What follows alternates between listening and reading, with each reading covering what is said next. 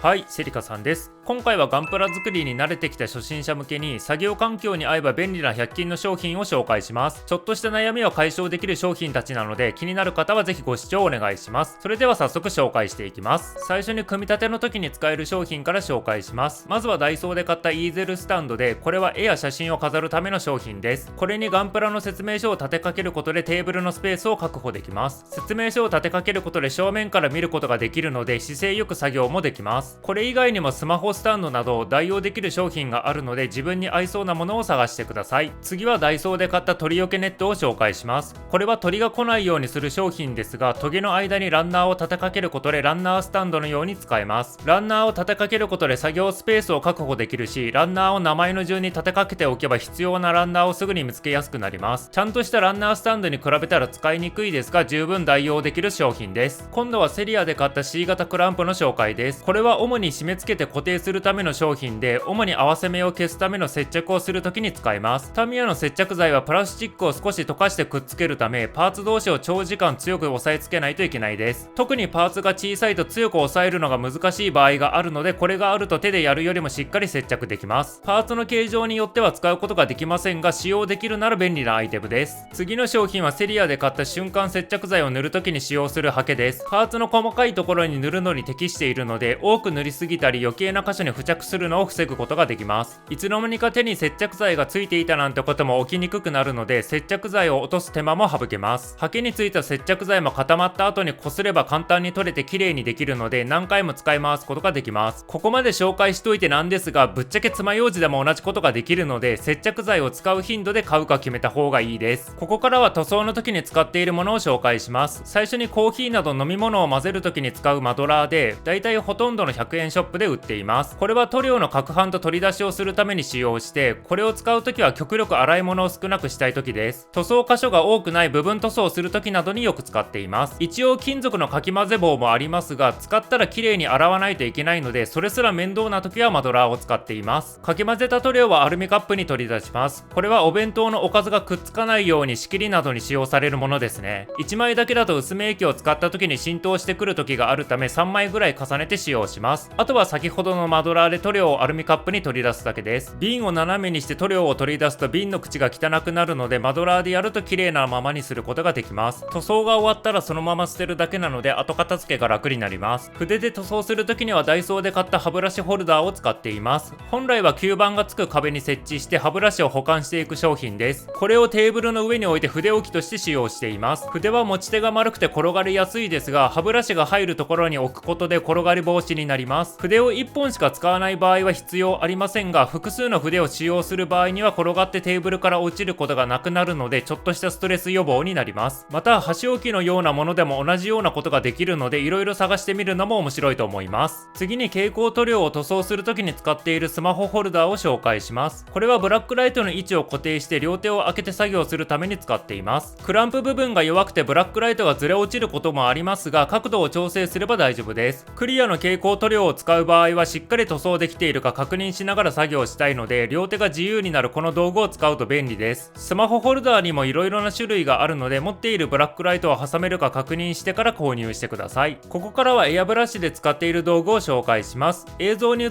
ている道具はベビーカーにペットボトルを設置できるようにする商品です。これを机の足に設置してエアブラシを置いておく台として使用しています。今までは机の上に置いて使用する台を使っていましたが、自分の作業環境だとチューブが引っかかりやすくてエアブラシを落とすことがありました。このボトルホルダーを使うことで真横に逃がせるのでチューブに引っかかることがなくなりました。机の形状にもよりますが、もし同じような悩みがあれば一度使ってみてください。最後にワイヤーネットを紹介します。これはエアブラシで塗装する机の横に置いてすぐに必要なものを取れるようにしています。壁付近に設置して縦方向に物を置けるので、部屋のスペースを維持しながら物を収納できます。それぞれ1個ごとにお金がかかるので合計するとそれなりの金額になりますが、必要になったら追加購入すればいいだけなので安く済ませることもできます。普通に収納用品としても使えるので、部屋が狭い人には特におすすめです。ここまで見てくれてありがとうございました。ガンプラ作りになくても全く困らないものばかりですが、作業環境が合えば便利なので気になったら購入してみてください。また100均で便利な道具があったらコメント欄に書いてくれると助かります。それでは次の動画でまたお会いしましょう。